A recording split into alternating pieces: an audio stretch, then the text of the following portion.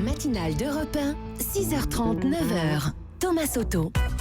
Europe 1, il est Le 9h-5. débrief de la matinale, les temps forts de ce que vous avez entendu ce matin sur Europe 1. François Fillon sera donc le candidat de la droite. À gauche, on attend que les candidats se déclarent. François Hollande va-t-il y aller? Emmanuel Valls, après ses propos ambigus dans le journal du dimanche hier. Écoutez ce qu'en dit Stéphane Le Foll, porte-parole du gouvernement. Il était l'invité de Jean-Pierre Elkabbach à 8h15.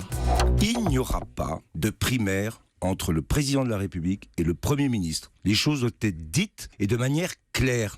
Ça n'existe pas. Ça ne peut pas s'imaginer. Sauf dans les esprits qui ont un peu tendance à confondre leur ressentiment personnel avec l'intérêt général. Le président de l'Assemblée nationale qui demande au Premier ministre de faire acte de candidature contre le président de la République, ça s'appelle pas un putsch institutionnel, ça? Un acte de candidature du Premier ministre, il en a tout à fait la possibilité.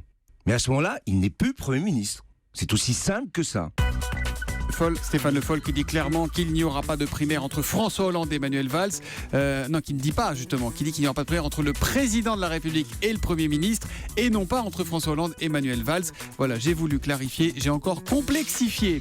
Bravo Lagarde, Bayrou, Hénard pour ce fiasco. Vous l'avez, votre candidat de la droite et du centre, c'est Fillon. Je serai donc celle des centristes. Ça, c'est le tweet qu'a posté Ramayad hier soir. J'ai donc demandé au président de l'UDI, centriste Jean-Christophe Lagarde, s'il prenait cette candidature de Ramayad au sérieux. Écoutez sa réponse à 7h15, ça va vite. Comment vouloir exister quand on n'est déjà plus rien? Comment vouloir exister quand on n'est déjà plus rien? Danny Cohn-Bendit, lui, croit savoir comment tout cela va se terminer. L'humeur de Danny, c'était à 8h-10.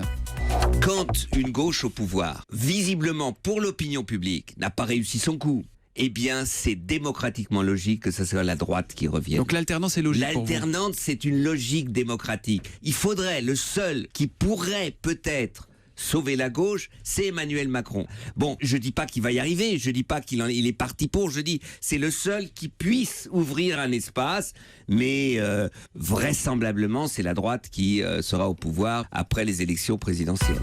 Une forte participation pour cette primaire de la droite à 2 € par tour et par votant. Ça fait 17 millions d'euros qui vont arriver dans les caisses des Républicains. Alors que vont-ils faire de ces millions? Notre reporter Martin Fenot a posé la question à Thierry Solaire, le président du comité d'organisation de la primaire. Écoutez, c'était à 7h03. D'abord, on va payer les charges de la primaire, ça va être à peu près 8 millions d'euros, peut-être un petit peu plus. Et tout le solde sera dévolu au vainqueur de la primaire pour sa campagne présidentielle. On a fait valider ça par la Commission nationale des comptes de campagne. C'est donc 9 millions d'euros qui vont servir à soutenir François Fillon.